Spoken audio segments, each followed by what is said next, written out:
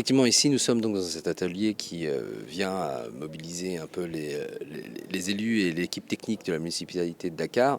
C'est dans le cadre de la Convention des maires de l'Afrique subsaharienne, un projet financé par l'Union européenne, où l'Agence espagnole de coopération internationale vraiment utilise tout son poids pour justement appuyer les autorités municipales. En l'occurrence ici, nous sommes donc avec les autorités municipales de Dakar, et ce que nous cherchons à faire, c'est à continuer un travail qui a déjà été amorcé au niveau national de sensibilisation face justement au changement climatique et comment les administrations doivent s'adapter et doivent adapter également leur politique pour faire face à ces défis.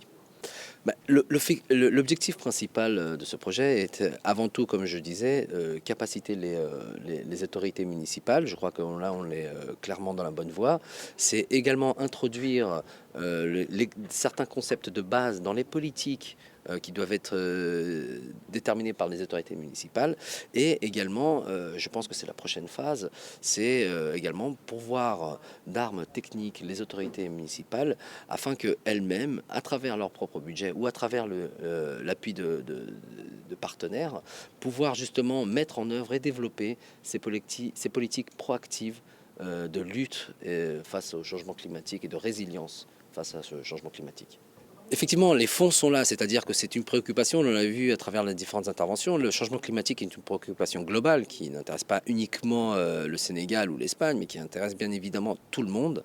Et je crois que tout le monde est conscient de ceci. Ce qu'il faut faire aujourd'hui, je pense, c'est justement démontrer aux gens qui peuvent avoir ces fonds qu'il y a des autorités en face qui sont capables, qui ont la capacité technique, la volonté politique de mettre en œuvre les justement mesures nécessaires pour pouvoir lutter efficacement contre ce changement climatique. Donc les fonds sont là, il faut simplement aussi que les différentes autorités aient cette capacité de s'approcher et de venir démarcher, si vous me permettez, les différents bailleurs de fonds et leur expliquer quelles sont les propositions qu'ils ont.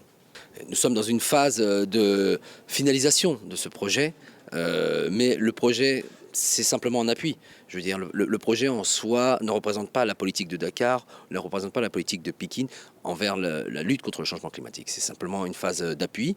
Nous sommes confiants et nous espérons que justement cette phase d'appui ait servi et soit utile aux autorités municipales. Et je pense qu'il est temps également aussi pour les différentes autorités qu'elles puissent maintenant intégrer tout ce qu'elles ont commencé à assimiler lors de cette phase, de cette troisième phase donc, pour pouvoir le mettre en œuvre directement. Oui, merci.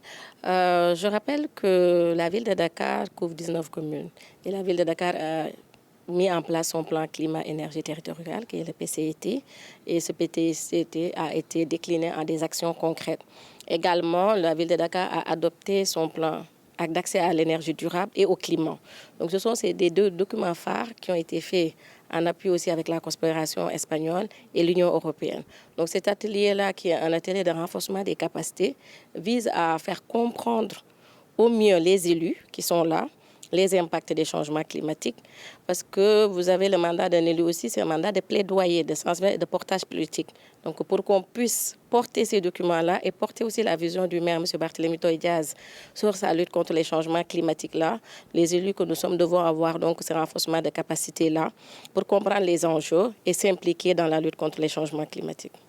Oui, nous avons parlé tout à l'heure de la commune d'Anne-Berlaire qui est là, qui est une zone qui est vulnérable face au changement climatique.